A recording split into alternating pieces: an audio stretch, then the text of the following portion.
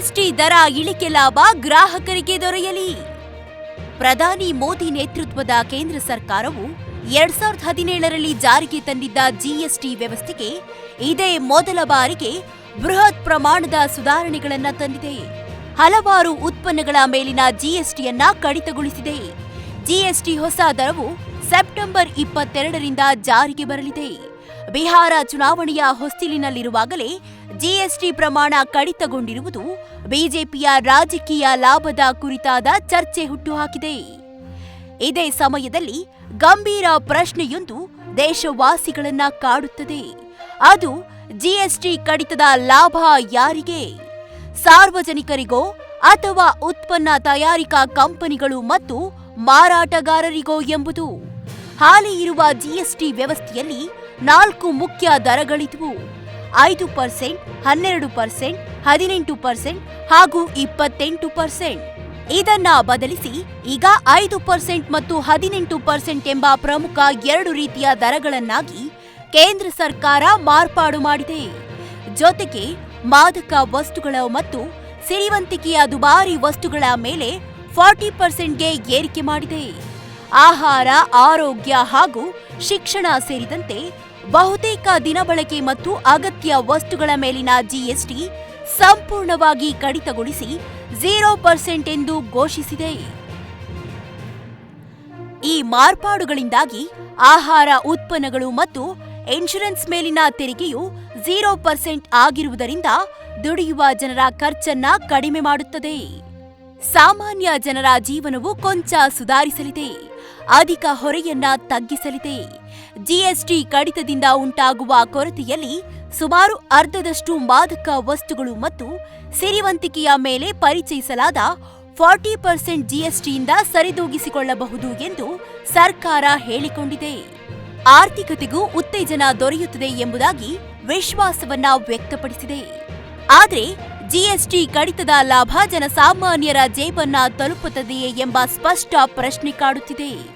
ಇದು ಕಂಪನಿಗಳ ಸಹಕಾರದ ಮೇಲೆ ಅವಲಂಬಿತವಾಗಿದೆ. ಯಾಕಂದ್ರೆ ಜಿಎಸ್ಟಿ ಒಂದು ಪರೋಕ್ಷ ತೆರಿಗೆ. ಇದು ಉತ್ಪಾದನೆಯಿಂದ ಹಿಡಿದು ಮಾರಾಟದವರೆಗೆ ಪ್ರತಿ ಹಂತವನ್ನ ವ್ಯಾಪಿಸಿರುತ್ತದೆ. ಜಿಎಸ್ಟಿ ಕಡಿತವು ಉತ್ಪಾದಕರು ತಾವು ಖರೀದಿಸುವ ಕಚ್ಚಾ ವಸ್ತುಗಳು, ಅವುಗಳ ಸಂಗ್ರಹಣೆ, ನಿರ್ವಹಣೆ, ಮಾರ್ಪಡಿಸುವಿಕೆ, ಹೊಸ ಉತ್ಪನ್ನವಾಗಿ ಪರಿವರ್ತಿಸುವಿಕೆ, ಸರಬರಾಜು ಹಾಗೂ ಮಾರಾಟ ವೆಚ್ಚ ಎಲ್ಲವನ್ನ ಒಟ್ಟುಗೂಡಿ ಗ್ರಾಹಕರ ಮೇಲೆ ಜಿಎಸ್ಟಿಯ ಹೊರೆಯನ್ನ ವಿಧಿಸುತ್ತಾರೆ. ಆದ್ರಿಂದ ಜಿಎಸ್ಟಿ ಕಡಿತವನ್ನ ಇತರ ವೆಚ್ಚಗಳೊಂದಿಗೆ ಸರಿದೂಗಿಸಿ ಕಡಿತದ ಲಾಭವನ್ನು ಉತ್ಪಾದಕರು ಮತ್ತು ಮಾರಾಟಗಾರರು ಗ್ರಾಹಕರಿಗೆ ನೀಡದೇ ಇರಬಹುದು ಎಂಬ ಅನುಮಾನಗಳು ವ್ಯಕ್ತವಾಗುತ್ತಿವೆ. ಆದಾಗ್ಯೂ ತೆರಿಗೆ ಕಡಿತದ ಲಾಭವನ್ನ ಗ್ರಾಹಕರಿಗೆ ನೀಡಬೇಕು, ಕಡಿಮೆ ಬೆಲೆಯಲ್ಲಿ ಉತ್ಪನ್ನಗಳನ್ನು ಒದಗಿಸಬೇಕು ಎಂದು ಕೇಂದ್ರೀಯ ಪರೋಕ್ಷ ತೆರಿಗೆಗಳು ಮತ್ತು ಕಸ್ಟಮ್ಸ್ ಮಂಡಳಿ ಹೇಳುತ್ತದೆ. ಸರ್ಕಾರವು ಕೂಡ ಕಂಪನಿಗಳು ಬೆಲೆಗಳನ್ನು ಕಡಿಮೆ ಮಾಡಬೇಕು ಎಂದು ಹೇಳಿದೆ. ಈಗಾಗಲೇ ಮಹೀಂದ್ರಾ, ಟಾಟಾ ಮೋಟಾರ್ಸ್, ರೆನಾಲ್ಟ್, ಎಚ್ಇಎಲ್ ಸೇರಿದಂತೆ ಹಲವು ಕಂಪನಿಗಳು ಬೆಲೆ ಕಡಿತವನ್ನ ಘೋಷಿಸಿವೆ. ಆದಾಗ್ಯೂ ಸಾಬಾನು, ಬಿಸ್ಕೆಟ್ನಂತಹ ಕಂಪನಿಗಳು ನಿಗದಿತ ದರವನ್ನ ಹೊಂದಿದ್ದು ದರ ಕಡಿತದ ಬದಲಿಗೆ ಉತ್ಪನ್ನಗಳ ಪ್ರಮಾಣವನ್ನ ಹೆಚ್ಚಿಸುವುದಾಗಿ ಹೇಳಿಕೊಂಡಿವೆ. ಆದರೂ ಕೆಲವು ಸಮೀಕ್ಷೆಗಳು ಮತ್ತು ವಿಶ್ಲೇಷಣೆಗಳು ಹೇಳುವಂತೆ 75% ಕಂಪನಿಗಳು ಜಿಎಸ್ಟಿ ಕಡಿತದ ಪೂರ್ಣ ಲಾಭವನ್ನ ಗ್ರಾಹಕರಿಗೆ ನೀಡುವುದಿಲ್ಲ ಎಂದು ಹೇಳುತ್ತಿವೆ. ಅದನ್ನ 2017ರಲ್ಲಿ ಜಿಎಸ್ಟಿ ಜಾರಿಗೆ ಬಂದ ಸಂದರ್ಭವು ಸಾಬೀತು ಮಾಡಿದೆ. ಆಗ ಜಿಎಸ್ಟಿ ಜಾರಿಗೊಂಡಾಗ ಕೆಲವು ಕಂಪನಿಗಳು ಅಧಿಕ ತೆರಿಗೆಯ ಹೆಸರಿನಲ್ಲಿ ತಮ್ಮ ಉತ್ಪನ್ನಗಳ ದರವನ್ನ ಏರಿಕೆ ಮಾಡಿದವು. ಇನ್ನು ಹಲವು ಕಂಪನಿಗಳು ಎಂಆರ್ಪಿಯಲ್ಲಿ ಮಾರ್ಪಾಡು ಮಾಡುವ ತಾವು ಮಾರಾಟ ಮಾಡುತ್ತಿದ್ದ ಹಿಂದಿನ ಬೆಲೆಯನ್ನ ಹಾಗೆಯೇ ಉಳಿಸಿಕೊಂಡವು. 2017ರಲ್ಲಿ ಜಿಎಸ್ಟಿ ಕಾರಣಕ್ಕಾಗಿ ಯಾವುದೇ ವಸ್ತುಗಳ ಬೆಲೆ ಗಮನಾರ್ಹವಾಗಿ ಕಡಿತಗೊಂಡ ಉದಾಹರಣೆಗಳಿಲ್ಲ. ಅಂದು ಜಿಎಸ್ಟಿಯ ಲಾಭದಲ್ಲಿ 25%ಗಿಂತ ಕಡಿಮೆ ಲಾಭ ಗ್ರಾಹಕರಿಗೆ ದೊರೆತರೆ 75%ಗಿಂತ ಹೆಚ್ಚು ಲಾಭ ಉತ್ಪಾದಕರು ಮತ್ತು ಮಾರಾಟಗಾರರಿಗೆ ದೊರೆತಿದೆ ಎಂಬುದು ಸಿಎಎ ವರದಿ ವಿವರಿಸಿದೆ. ಈಗಲೂ ಬಹುತೇಕ ಕಂಪನಿಗಳು ತಮ್ಮ ಉತ್ಪನ್ನಗಳ ಬೆಲೆಯನ್ನ ತೋರಿಕೆಗಾಗಿ ಕೊಂಚ ಕಡಿಮೆ ಮಾಡಿದ್ರು ಎಂಆರ್ಪಿಯಲ್ಲಿ ತಮಗೆ ಬೇಕಾದ ಬದಲಾವಣೆಗಳನ್ನ ಮಾಡುವ ಮೂಲಕ ಜಿಎಸ್ಟಿಯನ್ನ ಕಡಿಮೆ ತೋರಿಸಿ ಮಾರಾಟ ಬೆಲೆಯನ್ನ ಹಾಗೆಯೇ ಉಳಿಸಿಕೊಳ್ಳುವ ಸಾಧ್ಯತೆಗಳಿವೆ. ಅದಕ್ಕಾಗಿ ಅವರು ಕಚ್ಚಾ ವಸ್ತುಗಳ ನಿರ್ವಹಣೆ, ಸಾಗಣೆ, ವಿತರಣೆಯಲ್ಲಿ ದುಬಾರಿ ವೆಚ್ಚವನ್ನ ತೋರಿಸಬಹುದು. ಹೇಳಿ ಕೇಳಿ ಮೋದಿ ಸರ್ಕಾರವು ಬಂಡವಾಳಶಾಹಿ ಪರವಾದ ನೀತಿ, ನಿಲುವು, ಧೋರಣೆಗಳನ್ನ ಹೊಂದಿದೆ ಎಂದು ಆರೋಪಿಸಲಾಗ್ತಿದೆ. ಜೊತೆಗೆ 2022ರಲ್ಲಿ ಆಂಟಿ ಪ್ರಾಫಿಟಿಯರಿಂಗ್ ಅಥಾರಿಟಿ ಬದಲಾಗಿ ಜಾರಿಗೆ ಬಂದ ಸಿಬಿಐಸಿ ಕೂಡ ದುರ್ಬಲವಾಗಿದೆ ಎಂದು ಹೇಳಲಾಗ್ತಿದೆ. ಹೀಗಾಗಿ ಕಂಪನಿಗಳು ತಮ್ಮ ಲಾಭವನ್ನ ಹೆಚ್ಚಿಸಿಕೊಳ್ಳಲು ಜಿಎಸ್ಟಿ ಕಡಿತವನ್ನ ಬಳಸಿಕೊಳ್ಳುವ ಅಪಾಯವಿದೆ. ಹೀಗಾಗಿಯೇ ಜಿಎಸ್ಟಿ ಕಡಿತವು ಉತ್ಪಾದಕರು ಮತ್ತು ಮಾರಾಟಗಾರರಿಗೆ ಚಿನ್ನದ ಮೊಟ್ಟೆ ಇಡುವ ಕೋಳಿಯಂತಾಗಿದೆ ಎಂಬ ಅಭಿಪ್ರಾಯಗಳಿವೆ. ಈ ಅಭಿಪ್ರಾಯವು ಸುಳ್ಳಾಗಬೇಕಾದರೆ ಗ್ರಾಹಕರಿಗೆ ಲಾಭ ದೊರೆಯಬೇಕು. ಅದಕ್ಕಾಗಿ ಮೋದಿ ಸರ್ಕಾರವು ಜನಪರ ಕಾಳಜಿಯನ್ನ ಬೆಳೆಸಿಕೊಳ್ಳಬೇಕು. ಕಂಪನಿಗಳ ದರ ಪರಿಷ್ಕರಣೆಯನ್ನ ಪರಿಶೀಲಿಸಬೇಕು.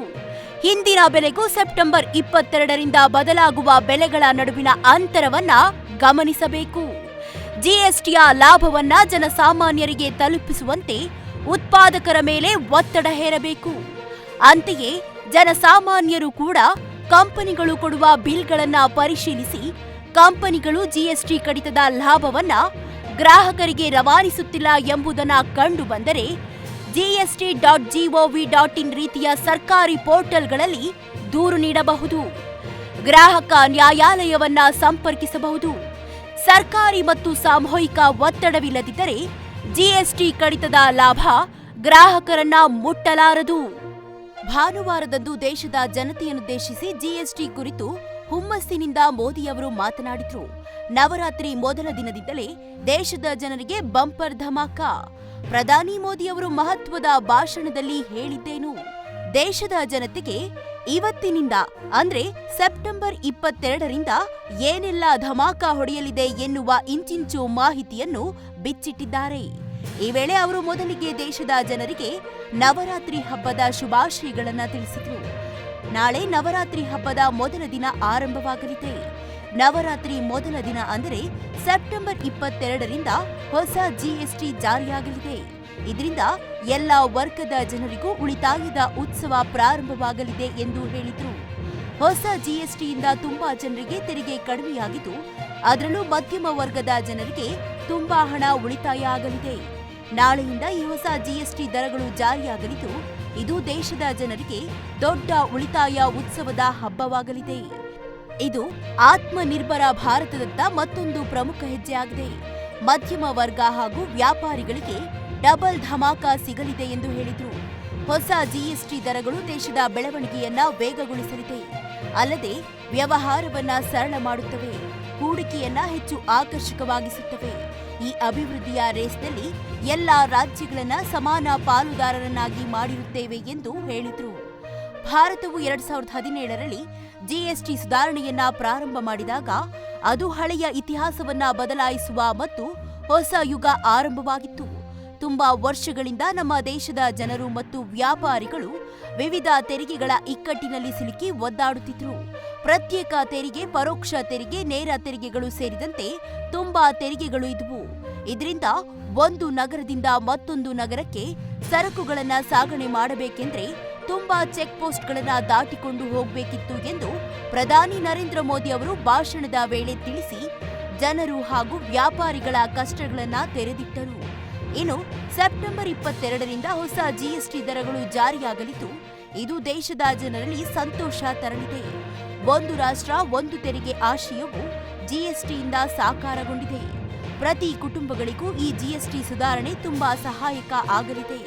ಈ ಮೂಲಕ ದೇಶದ ಪ್ರಗತಿಯನ್ನ ಹೆಚ್ಚಿಸಲಿದೆ ಎಂದು ಹೇಳಿದರು. ಹೀಗೆ ಸತತ 20 ನಿಮಿಷಕ್ಕೂ ಅಧಿಕ ಭಾಷಣ ಮಾಡುವ ಮೂಲಕ ಈ ಭರ್ಜರಿ ಧಮಾಕದ ಬಗ್ಗೆ ವಿವರಿಸಿದರು. ಅದಾಗಿ ಅವರು ಮಾತನಾಡಿದ ಕೆಲವು ಅಂಶಗಳನ್ನ ಕೇಳೋಣ. साथियों, जब साल 2017 में भारत ने जीएसटी रिफॉर्म की तरफ कदम बढ़ाया था, तो एक पुराना इतिहास बदलने की और एक नया इतिहास रचने की शुरुआत हुई थी. दशकों तक हमारे देश की जनता, आप सभी लोग देश के व्यापारी अलग अलग टैक्स के जाल में उलझे हुए थे। Octroi, entry tax, sale tax, excise, VAT, service tax, न जाने भांति भांति के दर्जनों टैक्स हमारे देश में थे। एक शहर से दूसरे शहर माल भेजना हो तो न जाने कितने चेक पोस्ट पार करने होते थे,